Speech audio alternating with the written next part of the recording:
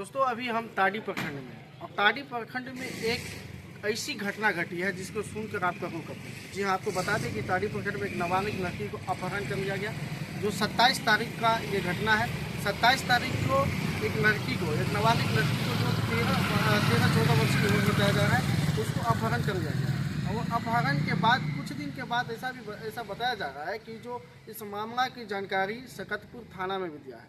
ये ताड़ी प्रखंड के नदियामी पंचायत के नदियामी गांव का है और ये नदियामी पंचायत और नदियामी गांव सकतपुर थाना क्षेत्र के अंतर्गत आता है।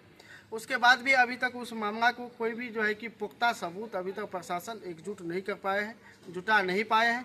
जैसा कि हमें पता चला, हम उनके घर पे, पीड़िता के घर पे भी गए थे, उनके माँ से भी बात किया, उनके परिजन से बात किए। उसके परिजन के बात करने के बाद जो है कि हमें ये सब सारी जानकारी मिली।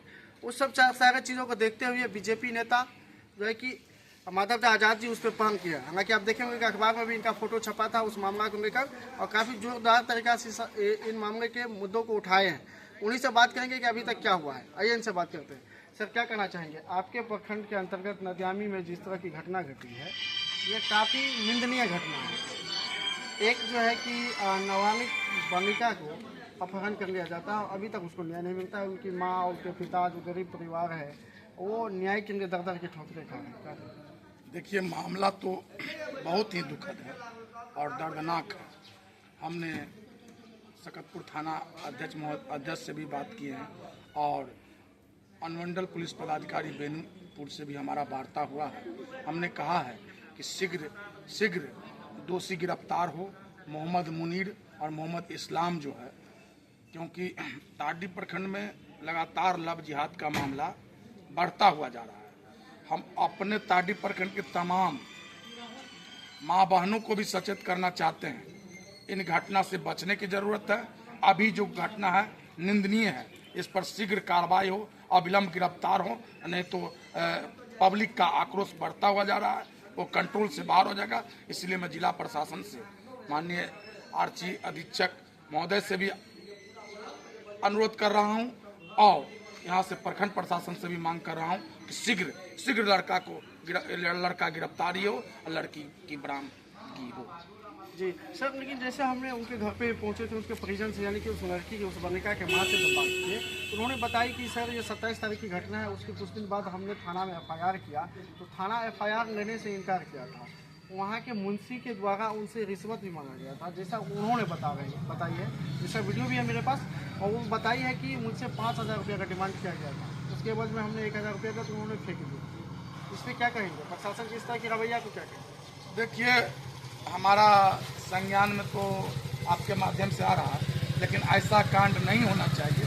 ऐसा हुआ है तो हम आगे बात करके आपको बताएंगे। सर, ये भी बताई है उस नाबालिग लड़की के माँ ने कि जो हमें बार जो है कि वहाँ पे जो लड़का इनको लेके गया है, उनके द्वारा उनको मोटिवेट करके जो है कि हमको सोशल मीडिया से, यानी कि इंस्टा हो या जो भी सोशल मीडिया की या सोशल साइट का जो भी माध्यम है, उसके माध्यम से जो है कि उसको चैट किया जा रहा है और यहाँ की सारी जानकारियाँ उस लड़की को पता चलता है। ये क्या हो सकता है?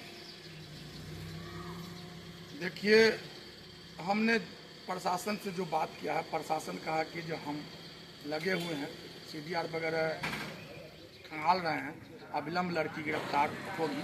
प्रशासन ने हमको भरोसा दिया, तो हम प्रशासन का आज भी वार्ता किए हैं।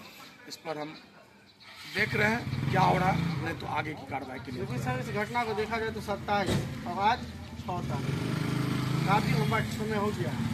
अभी तक कोई जो है उसका जो है कि इंफॉर्मेशन प्रशासन के पास ही नहीं जुट पाया है। जबकि मोबाइल ऑन आता होगा तभी चैटिंग हो रहा है, जिस भी फ़ोन से चैटिंग हो रहा है। अगर चाहे प्रशासन तो लोकेशन ट्रैक कर चाहे तो कर सकता है उसका। आपको क्या लगता है?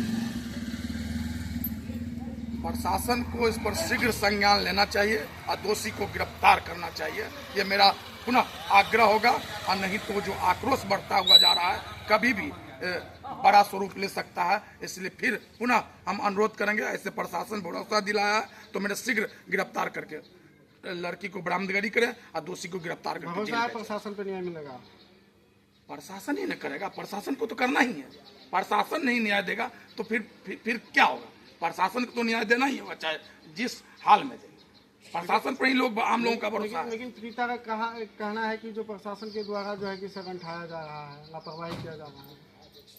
हम लोग वार्ता किए हैं, प्रशासन सक्रिय होगा, नहीं तो हम लोग आगे भी अधिकारी से वार्ता करेंगे। चलिए, ये माधव झा आजाद जी है जो इस मुद्दा को जो है कि काफ़ी जोरदार तरीका से उठाए हैं। अखबार में भी इनका फोटो छपा था उस मुद्दा को लेकर, और काफ़ी जुलूसों से इस मुद्दा पे जो है कि अपना पहल किए हैं। ये आज जो है कि ऊपर अपर लेवल के अधिकारी से भी बात किए हैं, जहाँ तक हमें पता है कि डीएसपी से भी बात किए हैं, बात हुआ है सबका, और डीएसपी भी इनको आश्वासन दिया है कि इस पर शीघ्र कार्रवाई होगा और लड़की का बरामद होगा, लड़का का गिरफ्तार होगा। लेकिन बड़ी बात यह होती है कि 27 तारीख की ये घटना है, 31 तारीख को आवेदन जाता है और अभी तक कोई भी संज्ञान में ये मामला जो है कि प्रशासन के कोई भी इन्फॉर्मेशन नहीं आया। हालांकि आज ये भी सुने हैं कि जो उस लड़की के पास FIR कॉपी भी पहुँचा है। ये बड़ी दुर्भाग्य की बात है, ये कैसे प्रशासन के द्वारा लीड करके दिया जाता है, ये सब कहना।